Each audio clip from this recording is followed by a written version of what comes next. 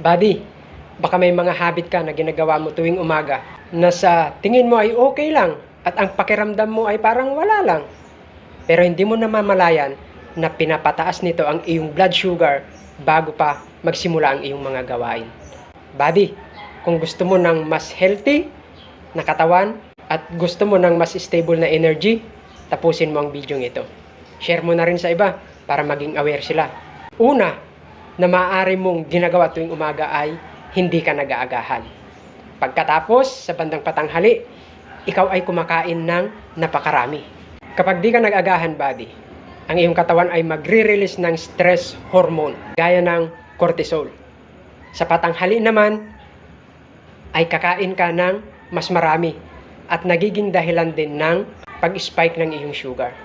Huwag kang magmadali sa umaga, kumain ka ng kahit kaunti. Ang sabi sa Kawikaan 21:5, ang planadong gawain ay nagdudulot ng kasaganaan, ngunit ang padalos-dalos ay nauuwi sa kahirapan. Pangalawa, pag-inom ng mga matatamis na mga inumin, kagaya ng sweet coffee, flavored creamer, pagkagising pa lang at wala pang laman ang tiyan. Ang liquid sugar ay napakabilis ma-absorb ng katawan, lalong-lalo na sa umaga, yung wala pang laman ang iyong tiyan. Ito ay nagiging dahilan ng biglang pag-spike ng iyong blood sugar, tapos biglang bababa, na siya namang dahilan ng iyong craving sa maghapon. Ang sabi sa Kawikaan 16:2, ang akala ng tao ay tama ang kanyang ginagawa, ngunit sinusuri ng Panginoon ang kanyang layunin. Hindi ibig sabihin, buddy, na wala kang nararamdaman ay okay na. Dinadala ng iyong katawan ang unti-unting epekto ng iyong ginagawa. Pangatlo ay yung wala kang ginagawa pagkagising. Pag wala kang ginagawa pagkagising, ang iyong mga muscles ay hindi nakakatulong mag-absorb ng sugar.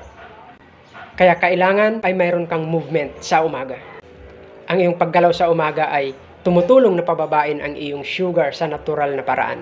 Number 4, ikaw ay stressful kahit maaga pa lang at ikaw ay palaging nagmamadali.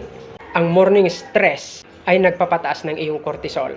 At ang cortisol naman ang siyang nagpapataas ng iyong sugar kahit hindi ka pa kumakain. Ang palaging pagmamadali ay naglalagay sa iyong katawan sa kalagayan na fight or flight. Buddy, peace in the morning is a protection. Ang sabi sa Pilipos 4:6, huwag kayong mabalisa sa anumang mga bagay. Kaya palitan mo na ang iyong morning habits, buddy, para mapalitan din ang direksyon ng iyong kalusugan.